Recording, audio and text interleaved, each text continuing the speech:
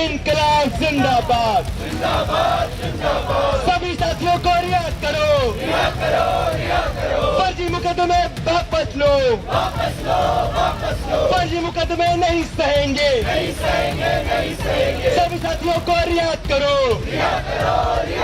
साथी आशीष को रियाद करो, साथी धनंजय को रियाद करो, साथी सभा को रियाद करो। धर्मेंद्र प्रधान की कुर्सी चली गई, लेकिन क्या छात्रों की लड़ाई खत्म हुई? अगर सरकार ने मांगे मान ली थी तो फिर आज भी छात्र जेलों में क्यों है? आखिर ऐसा क्या हुआ कि 36 दिन का आंदोलन खत्म होने के बाद भी जंतर मंतर एक बार फिर इंकलाब के नारों से गूंज उठा है? क्या सरकार अपने ही आश्वासन से पीछे हट गई है, या फिर अब शुरू हुई है आंदोलन की दूसरी और सबसे बड़ी लड़ाई? चलिए आपको बताते हैं कि हुआ क्या है, वो भी बेबाक अंदाज में। केंद्रीय शिक्षा मंत्री धर्मेंद्र प्रधान के इस्तीफे के बाद ऐसा माना जा रहा था कि देश भर में छात्रों का आंदोलन अब थम जाएगा, लेकिन दिल्ली का जंतर मंतर एक बार फिर हजारों छात्रों की आवाज से गूंज उठा। इस बार मंच पर वही गुस्सा, वही नारे, लेकिन मुद्दा बदल गया। अब लड़ाई सिर्फ एक मंत्री के इस्तीफे की नहीं, बल्कि उन छात्रों की रिहाई की है जिन पर आंदोलन के दौरान मुकदमे दर्ज किए गए और जिन्हें अलग अलग राज्यों में हिरासत में लिया गया। प्रदर्शनकारी साफ कह रहे हैं कि सरकार ने आंदोलन खत्म कराने के लिए जो भरोसा दिया, अब वो उसी वादे से पीछे हट रही है। दिलचस्प बात यह है कि इस बार प्रदर्शन का नेतृत्व सीधे तौर पर कॉकरोच जनता पार्टी नहीं कर रही। मोर्चा आयशा, जेएनयू छात्र संघ और कई छात्र संगठनों ने संभाला है। हालांकि इनमें से कई संगठन पहले भी सीजेपी के नेतृत्व वाले आंदोलन में सक्रिय भूमिका निभा चुके हैं। धरने के दौरान ऐसा की नेता नेहा बोरा का भाषण सबसे ज्यादा चर्चा में रहा। उन्होंने सरकार पर तीखा हमला बोलते हुए कहा कि छात्रों को पहले सड़कों पर पीटा गया, फिर शिक्षा मंत्री का इस्तीफा हुआ और अब उन्हीं छात्रों पर कार्रवाई जारी है। नेहा बोरा ने कहा कि सरकार ये संदेश देना चाहती है कि पहले लाठी चलेगी, फिर मांग मानी जाएगी और उसके बाद आंदोलन करने वालों को अपराधी बना दिया जाएगा। उनके मुताबिक अब सिर्फ दिल्ली की नहीं, बल्कि बिहार, असम, बंगाल, मुंबई और देश के कई हिस्सों में छात्र इसी मुद्दे पर आवाज उठा रहे हैं। धरने में बार बार दिल्ली पुलिस की कार्रवाई का भी मुद्दा उठा।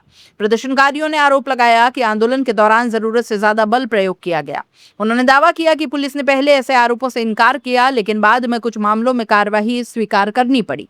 इन आरोपों की स्वतंत्र पुष्टि इस रिपोर्ट में नहीं की जा सकती, लेकिन प्रदर्शनकारी इन्हें अपने आंदोलन का बड़ा मुद्दा जरूर बना रहे हैं। बिहार और पश्चिम बंगाल में भी छात्रों की गिरफ्तारी को लेकर मंच से सवाल उठाए गए। वक्ताओं का आरोप था कि कई छात्रों को आंदोलन में भाग लेने के कारण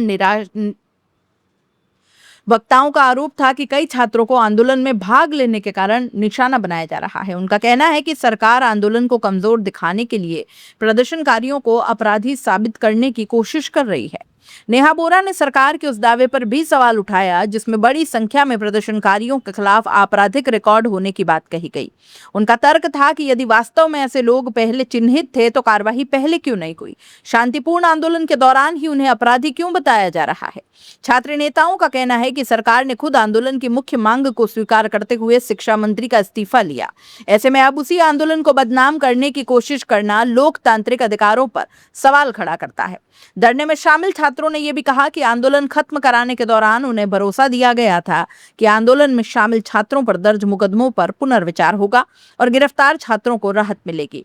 अब उनका आरोप है कि कई राज्यों में यह आश्वासन पूरा नहीं किया जा रहा। इस बार आंदोलन की सबसे बड़ी मांग बेहद स्पष्ट है।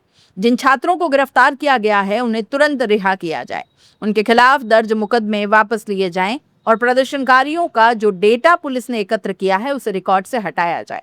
जंतर मंतर पर एक बार फिर वही नारे गूंज रहे हैं, छात्र एकता जिंदाबाद, सभी साथियों को रिहा करो और फर्जी मुकदमे वापस लो। प्रदर्शनकारियों का कहना है कि छात्रों को डराकर लोकतांत्रिक आवाज को दबाया नहीं जा सकता। अब सबसे बड़ा सवाल यही है कि क्या सरकार इन नई मांगों पर कोई ठोस फैसला लेगी? क्या गिरफ्तार छात्रों को राहत मिल पाएगी? क्या दर्ज मुकदमों पर पुनर्विचार होगा या फिर जंतर मंतर से उठी ये नई चिंगारी आने वाले दिनों में देशव्यापी छात्र आंदोलन का रूप लेगी? फिलहाल इतना तय है कि शिक्षा मंत्री का इस्तीफा इस आंदोलन का अंत नहीं बना। छात्रों का कहना है कि उनकी लड़ाई अभी बाकी है और जब तक गिरफ्तार साथियों की रिहाई, मुकदमों की वापसी और कार्यवाही पर जवाब नहीं मिलता, तब तक ये आवाज थमने वाली नहीं है।